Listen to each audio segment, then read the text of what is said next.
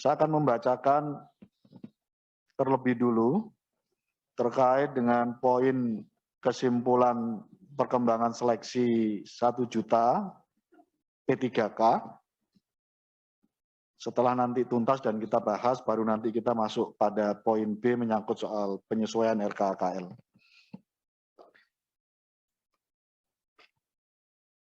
Romawi 2 kesimpulan garing keputusan. A. Perkembangan seleksi 1 juta P3K. Komisi 10 DPR RI mendesak Kemendikbudristek RI untuk merumuskan transisi kebijakan bagi peserta P3K yang memiliki keterbatasan penggunaan IT dan seleksi dan untuk memperbaiki proses seleksi yang ada. B. 2. Komisi 10 DPR RI mendesak Kemendikbudristek RI untuk memberikan tambahan nilai atau afirmasi pada nilai kompetensi teknis dengan menambahkan sebagai berikut. Ini masih opsi-opsi ya, nanti kita bahas. Jenis tambahan nilai atau afirmasi, usia di atas usia 35 tahun dan berstatus aktif selama 3 tahun terakhir,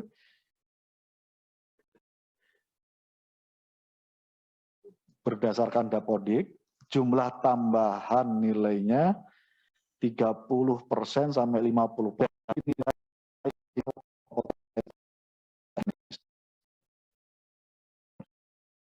Disabilitas mendapatkan tambahan afirmasi nilai 50 sampai 60% dari nilai maksimal kompetensi teknis. 3. Guru honorer THK 2 yang terdaftar di database BKN dan berstatus aktif sebagai guru selama 3 tahun terakhir, kita usulkan mendapatkan tambahan nilai afirmasi 30 sampai 50% dari nilai maksimal kompetensi teknis. 3. Komisi 10 DPR RI menunda pengumuman hasil seleksi P3K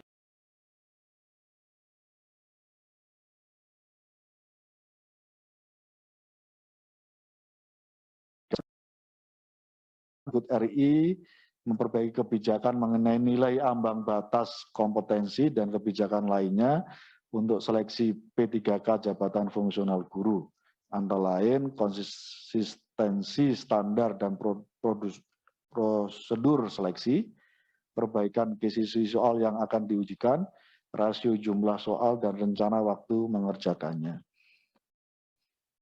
Ini mungkin nanti perlu kita koreksi, semangatnya penundaan dalam rangka untuk menambahkan afirmasi sebenarnya. 4.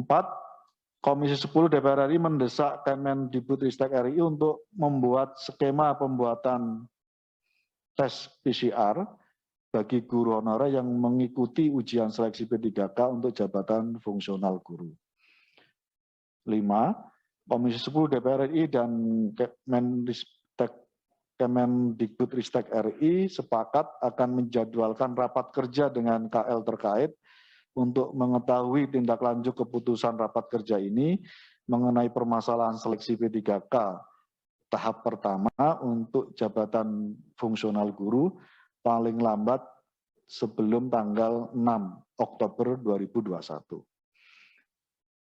Saya belum membacakan kesimpulan yang penyesuaian RKKL. Kita akan bahas tuntaskan dulu terkait dengan kesimpulan perkembangan seleksi 1 juta P3K. Saya persilahkan masukan dari Bapak Ibu. Izin Pak Ketua, Andrianus Golkar. Kami persilahkan Pak Andrianus. Terima kasih Pak Ketua, yang terhormat Ketua dan para pimpinan Komisi 10 serta anggota Komisi 10, yang saya hormati Bapak Menteri RI beserta jajaran. Saya ingin usul Pak Ketua, sebelum di perkembangan seleksi 1 juta P3K, angka 1 itu kalau bisa ditambahkan kata-kata Komisi 10 mendesak Mendikbudristek RI sungguh-sungguh memperhatikan pendapat aspirasi usulan dari Komisi 10 yang terkait atau terhadap hal-hal sebagai berikut. Setelah itu baru angka 1, angka 2, dan seterusnya. Jadi sebelum angka 1, 2, 3, Pak Ketua. Di Komisi 10 mendesak Mendikbudristek RI untuk sungguh-sungguh memperhatikan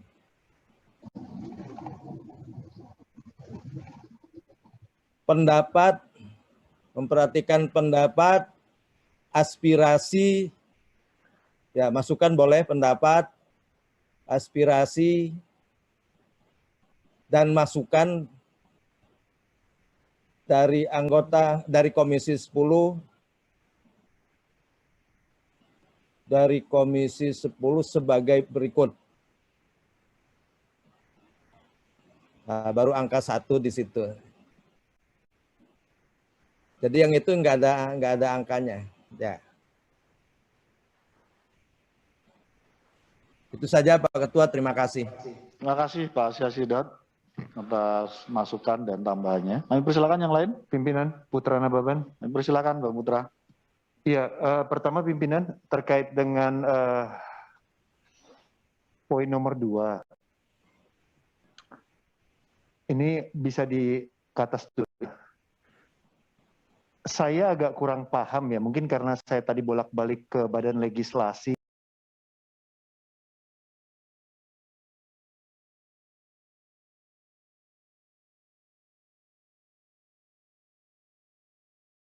Rp 50-60% dan di bawahnya, ini angka dapat dari mana ya?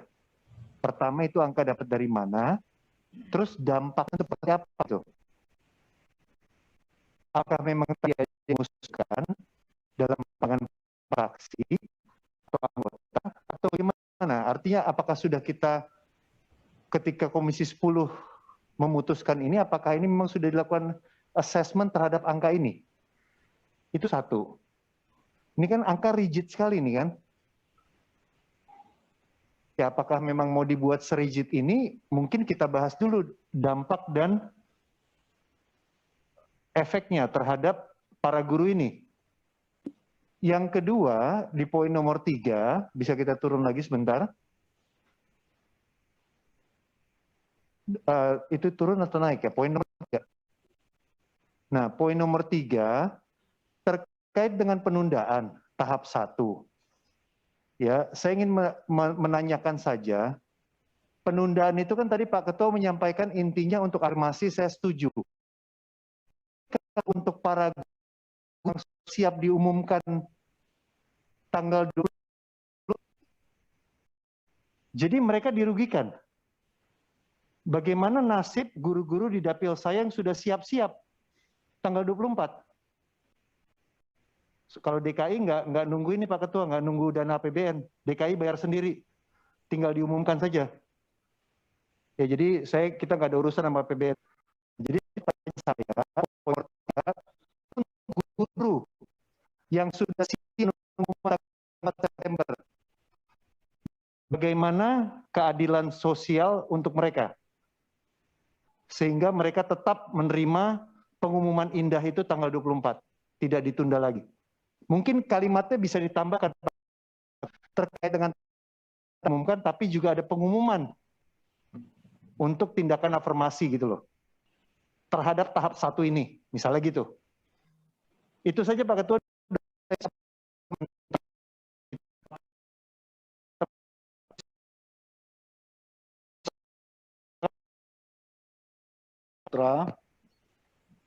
Terkait dengan angka-angka ini ajuan dari beberapa organisasi guru yang sudah kami terima di Komisi 10. Memang belum kita sempat bahas. Karena itu forum ini sekaligus ada pihak Kemendikbud, tentu pengapresiasi dan itu sudah dari beberapa organisasi guru yang di komisi kita. Poin yang ketiga, memang betul setuju, jadi semangatnya kita minta ditunda tanggal 24 itu, dan Pak Menteri tadi juga mengiyakan, mengokekan. Nah, kenapa ditunda? Semangatnya dalam rangka kita dorong Pak Menteri memperjuangkan kenaikan afirmasi dulu. Memperjuangkan nilai afirmasi ini, dengan cara itu artinya penundaan ini semangatnya dalam rangka supaya menjadi dinamika selama seleksi ini perjuangkan, dan kita berharap betul penundaan tanggal 24 yang sudah disetujui oleh Mas Menteri tadi bagian dari semangat kita menampung apa saja yang menjadi harapan dan aspirasi para guru honorer. Mungkin supaya lebih teknis lagi, tolong teman-teman TA yang poin 3 itu semangatnya adalah dalam rangka untuk memperjuangkan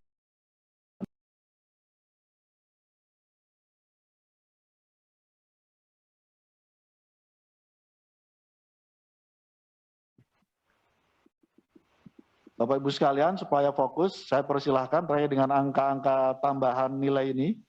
Mungkin ada yang ingin memberikan, kami persilahkan. Silakan, Pak Dede. Ya, pada dasarnya afirmasi apapun memang sebetulnya kita tidak bisa memberikan satu angka pasti. Kita serahkan kepada Kemendikbud saja. Karena afirmasi itu haknya dari pemerintah. Hanya mungkin yang kita tekankan adalah soal tadi masa bakti, terus kemudian soal yang catatan-catatan dari anggota tadi saya pikir sudah ada gitu. Nanti bisa menjadi 30, menjadi 5. Yang penting adalah ada kenaikan. Jadi bunyinya kenaikan afirmasi. Saya pikir memang benar dasarnya kita meminta naik itu apa? Karena yang melakukan penilaian adalah dari pansel. Tapi kita meminta kenaikan afirmasi. Ini adalah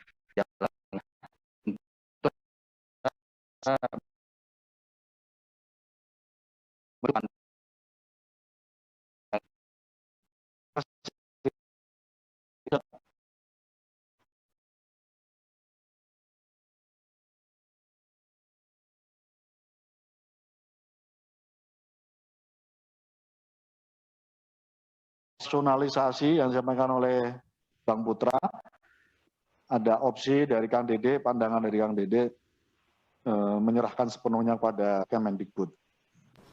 Ketua. Kami persilahkan. Ya, pimpinan.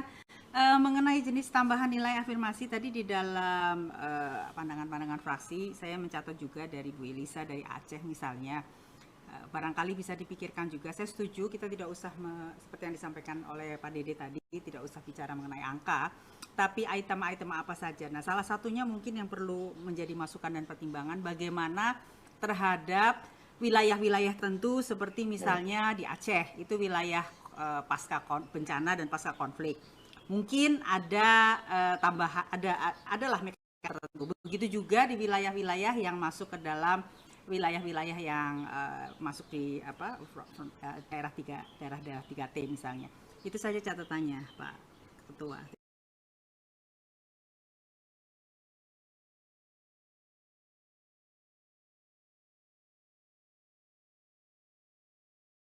Kita tetap cantumkan angka tambahan ini, range-nya yang ini sudah sempat ditulis di sini, atau opsinya lebih kepada memberikan tambahan nilai atau afirmasi pada beberapa poin yang selama ini menjadi perbincangan. Misal soal usia, diserahkan oleh Mbak Reri menyangkut soal letak geografis, dan seterusnya. Saya mohon ada yang bikin menanyakan opini, yang kedua opini. Izin Pak Ketua. Ya, langsung Pak. Iya. Setuju yang Saya mana Pak? Setuju apa yang terakhir disampaikan oleh Pak Ketua tanpa menyebut range. Jadi tentu dengan pertimbangkan usia, lama pengabdian, dan lokasi tempat pengabdian. Khususnya untuk daerah-daerah 3T. Terima kasih Pak Ketua. Terima kasih. Tolong langsung dirubah ya teman-teman ya. Izin pimpinan. Setuju ya kita opsi ini ya. Izin pimpinan, ini soal teknis penulisannya itu nggak bisa digabung. Ya,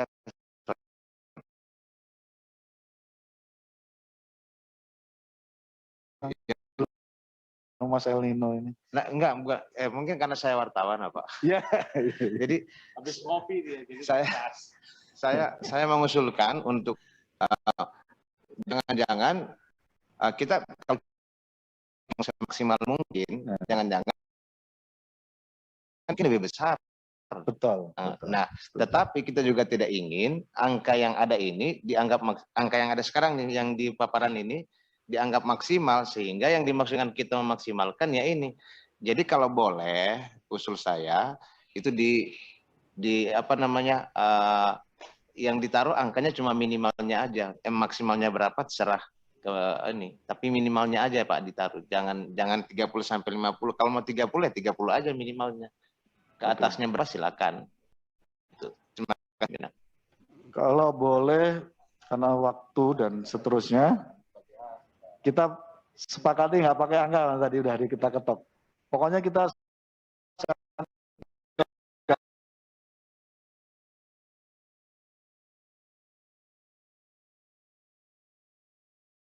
Lydia. Bu Lydia. Ya, baik. Terima kasih pimpinan. Memang ketika kemudian kita menyerahkan, ini kita husnuzon ya. Husnuzon bahwa akan diberikan angka itu. Pada kenyataannya ada beberapa hal yang saya sepakati pun ternyata kita perlu, yang paling penting adalah bagaimana kemudian kita mendapatkan semacam jaminan. Makanya tadi Bang El Nino sampaikan ada nilai minimal gitu. Sehingga kalaupun mau berapa juga ada nilai minimalnya. Kalau ada nilai minimal itu akan lebih berangkatnya itu akan lebih jelas, ada pijakannya. Itu yang paling penting. Kedua, sebetulnya secara ketentuan undang-undangannya rapat ini kan mengikat, rapat kerja ini mengikat hasilnya bagi yang hadir di sini.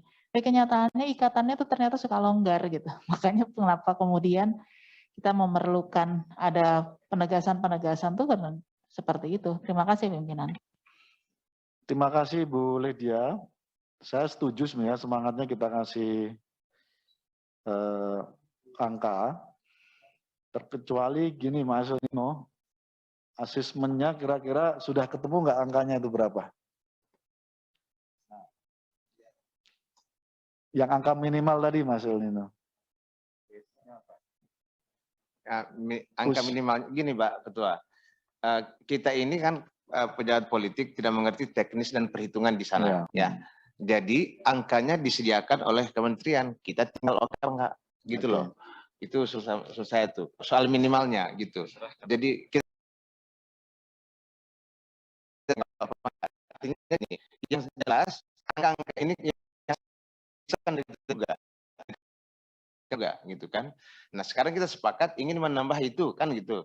Ya angkanya berapa? Coba kita minta kementerian untuk mengusulkan angka minimalnya, lalu kita oke atau tidak. Terima kasih. Terima kasih. Mungkin ada opini dari pihak pemerintah, Mas Iwan Sarir. Ya, terima kasih Pak Ketua. Terkait dengan ini kan sebenarnya lebih dari teknis di Panselnas ya Pak, yang nanti dan ketentuan datangnya nanti dari Kemenpan RB yang terkait aturannya itu. Jadi kami pada prinsipnya kami sangat sepakat, tapi dalam konteks perhitungan dan diskusi lebih lanjut itu harus dilakukan melalui mekanisme Panselnas Pak. Itu aja. Makasih Pak Ketua. Oke, terima kasih Mas Iwan. Pihak pemerintah merasa agak perlu waktu memang untuk ini.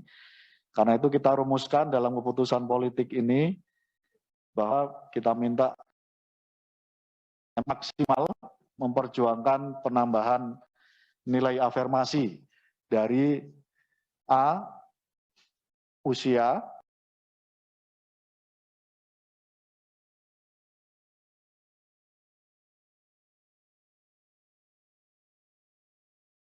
antara lain daerah 3T, daerah pasca bencana, dan daerah konflik. Pak Ketua, nambah Pak Ketua. Silakan. Pak Iwan, izin Mas Menteri, saya bertanya ke Pak Iwan mengenai formasi. Ada beberapa formasi yang tidak muncul, apakah masih mungkin slot formasi itu Pak ditambahkan? Terima kasih Pak Dede.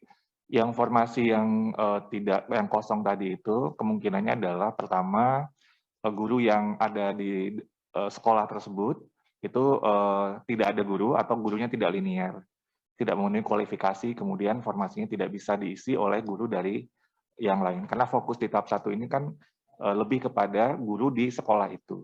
Yang ini baru nanti di tahap kedua dari sekolah lain itu mulai secara umum bisa melakukannya. Jadi dia bisa diisi formasinya oleh guru dari daerah lain. Nah, daerah-daerah yang terpencil itu juga salah satu hambatannya, karena ketika dia melamar ke, walaupun masih satu kabupaten, itu kan daerahnya bisa beda pulau gitu, Pak Dede. Jadi sehingga itu mungkin yang menyebabkan formasi itu belum bisa maksimal. Namun di tahap kedua, mekanisme ini akan didorong, dan tahap 3 itu malah bisa antar dari kabupaten. Jadi sehingga akhirnya formasi ini bisa maksimal. Baik. Pak Ketua izin, ini karena masalah formasi menjadi isu juga. Bolehkah ditambahkan di poin manapun silahkan. Adapun untuk formasi yang belum termasuk di dalam gelombang pertama akan diuji pada tes gelombang berikutnya. Akan kira-kira begitu. Itu untuk menenangkan juga kawan-kawan yang saat ini merasa formasinya tidak ada di dalam tes. Jadi itu tambahan khusus saja, silahkan nanti ditambahkan. Karena kalimat dari Pak Iwan ini menjadi penting bagi mereka yang saat ini mendaftar ketika nggak ada formasi, ikut yang lain, karena bukan itu dia. Nah, mudah-mudahan dari komitmen Pak Iwan untuk formasi yang belum ada saat ini akan dihadirkan dalam gelombang berikutnya. Betul gitu nggak Pak? Ya, formasinya guru tersebut bisa memilih formasi di sekolah lain di tahap berikutnya. Atau formasi di sekolah itu bisa dipilih, mungkin kalimatnya lebih di Kemendikbudristek untuk memaksimalkan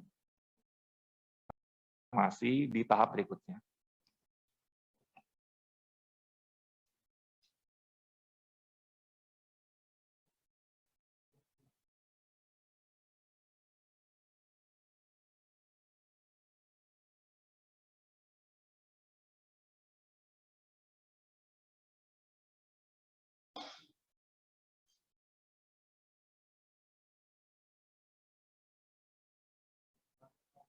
Saya perpanjang waktu 10 menit lagi. Oke, sudah seperti itu Pak Iwan?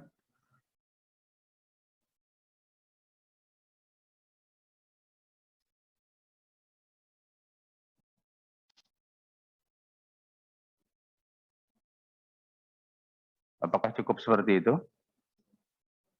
Ini yang tahun ini kan Pak Dede yang dimaksud di kalimat. Ya tahap ini kan? Iya, bukan tahap tahun ini depan. Kan berarti kan Oktober dan Desember. Ya, berarti memaksimalkan kesempatan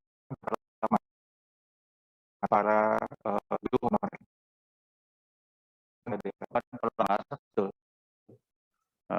Kepada pelamar yang belum apa nih? Jadi kalau itu daerah yang belum mengusulkan tuh untuk tahun depan itu Pak Dede. Oh, karena ada yang masih belum mengusulkan tahun ini. Jadi bukan daerah ya? Ya makanya saya klarifikasi dulu. Iya, kalau ini kan maksudnya yang tahun ini kan. Yang tahun ini. Berarti itu daerah yang belum mengusulkan itu dihapus saja. Kesempatan pemilihan formasi. memaksimalkan kesempatan pemilihan formasi memaksimalkan kesempatan pemilihan formasi yang masih kosong. Pemilihan formasi yang masih kosong. Betul. Gitu ya.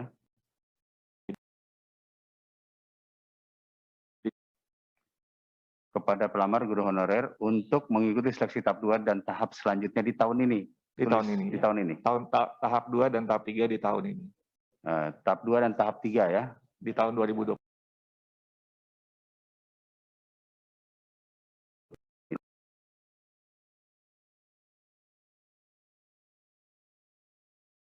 Ya, gitu ya. Betul, betul Pak. Baik, terima kasih Pak Iwan. Terima kasih Kang Dede, Pak Iwan. Bapak Ibu, ada yang ingin lagi?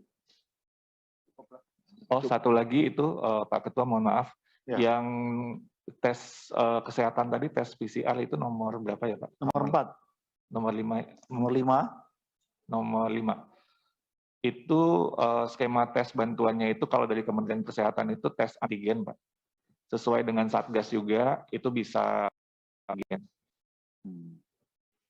Bantuan tes antigen atau antigen. Swab antigen. Tambahan informasi Pak, di daerah itu PCR susah Pak. Jadi lebih tersedia antigen. Ya, karena juga ini wilayahnya kabupaten kota. Kalau PCR itu biasanya di provinsi. Oke, makasih Pak Iwan. Pimpinan. Ibu Sesdir. Pimpinan, saya masih mau nambahin yang nomor 4, pimpinan itu nanti redaksionalnya bisa dibantu. Artinya dalam konteks afirmasi, kita berharap nanti mereka yang mendapatkan afirmasi mungkin dengan nilai yang jauh lebih baik dari yang sudah ditetapkan, jangan sampai mendorong mereka yang sudah ditetapkan malah keluar pimpinan. Ya. Ya. Jadi wordingnya pasti. Nanti kalau kita terima aspirasi lagi komplain, repot juga kita ini. Oke, terima kasih.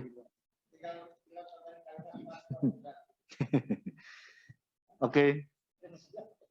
Bapak Ibu cukup terkait dengan isu ini? Perkembangan selesai 1 juta cukup? Pimpinan, bentar. Jadi problem yang nomor 3 itu belum yang sampai sekarang, Mas Menteri, ini yang pemahaman daerah ini kan berbeda-beda. Karena melalui transfer umum kemudian masuk ke APBD, ini kemudian mereka dikoreksi dengan refocusing untuk urusan COVID-19, maka ini seringkali ini menurut saya harus dikliarkan betul nih. Topik beda Pak, yang nomor 3 itu bukan masalah Pemda mengajukan formasi. Topik 3 itu nggak ada pelamar untuk formasi yang udah kebuka. Yang 179.000 itu maksudnya yang pertanyaan Kang Dede. Bukan itu ya? Oke. Tadi Mas Pur, saya tambahkan untuk menjelaskan terkait dengan formasi tambahan itu memang tidak ada di tahun ini. Jadi asumsinya baru tahun 2022 yang pengajuan dari pihak Pemda itu. Jadi poin ketiga yang dimintakan oleh Kang Dede tadi lebih kepada memberi kesempatan kepada peserta didik, peserta pelamar untuk yang formasi yang masih kosong.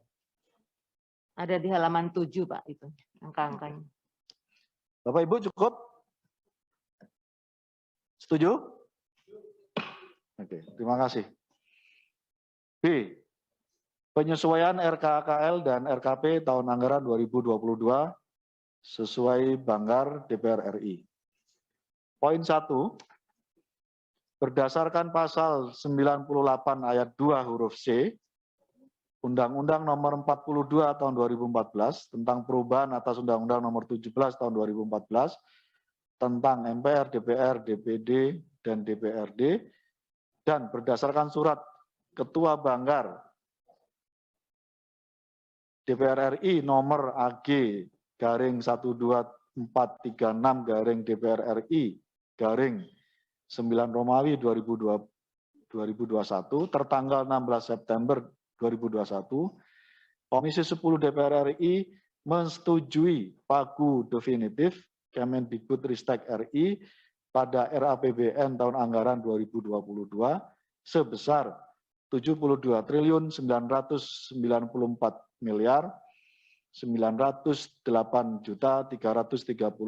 rupiah dengan rincian sebagai berikut. Bu Sekjen mohon dicermati supaya nanti pas sesuai dengan yang terakhir diajukan. Unit utama pagu anggaran 2000 hasil penyesuaian. Sekretariat Jenderal 31 triliun 803 juta 308 juta 784 ribu rupiah. Inspektorat Jenderal 179 miliar 375 juta 299 ribu rupiah. Ditjen PAUD Dikdasmen 2 triliun 59 miliar 169 juta 324. Badan Standar Kurikulum dan Asesmen. Ini betul Bu ya, pakai nomenklatur ini Bu ya. Badan standar ini Bu ya. Oke. 532 miliar 818 juta 547 rupiah. Badan Pengembangan dan Pembinaan Bahasa 403 miliar 348 juta 485 ribu rupiah. Ditjen Kebudayaan 1 triliun 273 miliar 732 juta 381 ribu rupiah. Ditjen Guru dan Tenaga Pendidikan 1 triliun 954 miliar 835 juta 217 ribu rupiah. Ditjen Pendidikan Tinggi, Riset dan Teknologi 29 triliun 300 miliar 468 juta 37 ribu rupiah. Ditjen Pendidikan Vokasi 5 triliun 487 miliar 852 juta 257 ribu rupiah. Berdasarkan per program, mohon dilihat saja nih Bu, di sebentar, apakah ada perbedaan.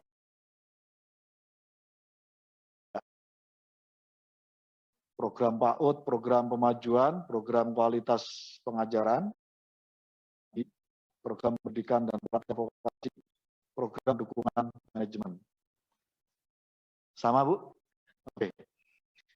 2. Pimpinan, boleh nggak ditambahin aja, karena ini kan pergeseran program.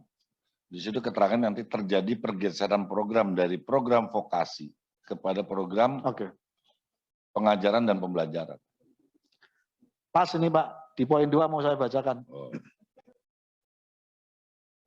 Terima kasih Pak Ferdi mengingatkan. Komisi 10 DPR RI menyetujui usulan pergeseran anggaran dari Ditjen Pendidikan Vokasi ke standar dan pendidikan sebesar 11 miliar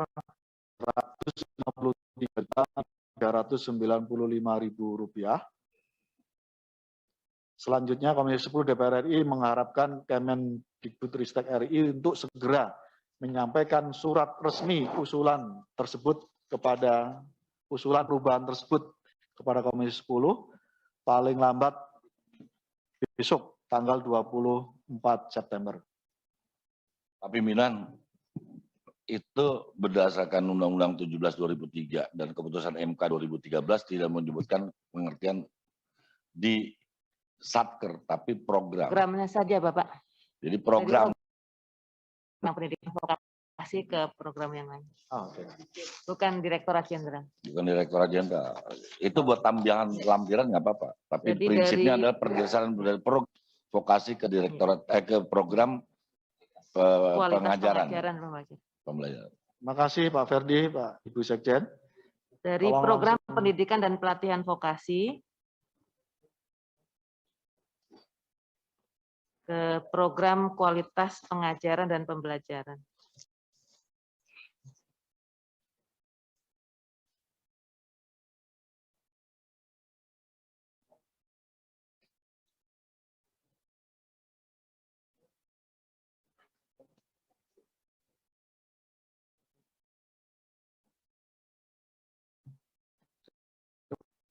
Poin 3, ada pengawasan sesuai pasal 227 ayat 3 Undang-Undang 42 tahun 2014 tentang perubahan atas Undang-Undang nomor 17 tahun 2014 tentang MPR, DPR, DPD, dan DPD. Komisi 10 meminta Kemendikbudristek RI untuk menyerahkan bahan tertulis mengenai RKKL tahun anggaran 2022 paling lambat 30 hari setelah Undang-Undang tentang APBN tahun 2022 ditetapkan di rapat paripurna DPR RI. 4. Komisi 10 DPR RI dan Kemendikbudristek RI sepakat bahwa program-program strategis nasional dan program-program yang sangat bermanfaat dan dibutuhkan masyarakat akan dilaksanakan oleh Kemendikbudristek RI dengan memperhatikan saran, pandangan, dan usulan anggota DPR RI Komisi 10 sesuai pembahasan APBN anggaran 2022 yang telah dilakukan. Usul bilang karena tadi apabila dalam perjalanan pelaksanaan anggaran yang tidak sesuai dengan peraturan perundang-undangan, maka fraksi Partai Golkar tegas meminta dihentikan. Jadi jalan keluarnya yang berempat itu adalah yang telah dilakukan sesuai dengan peraturan perundang-undangan. Harus apabila terjadi hal itu tidak. Walaupun itu sebenarnya normatif, tapi itu menjadi kesimpulan yang bersifatnya penegasan. Terima kasih pimpinan. Terima kasih Pak Ferdi. Penambahannya yaitu penambahan terkait yang dilakukan sesuai dengan ketentuan peraturan perundang-undangan. Terima kasih Bapak Ibu. Apakah ada masukan atau cukup? Terima kasih. Tepuk tangan untuk kita semuanya. Kita tutup, saya persilakan Mas Menteri untuk memberikan kata akhir dalam raker ini. Kami persilakan Mas.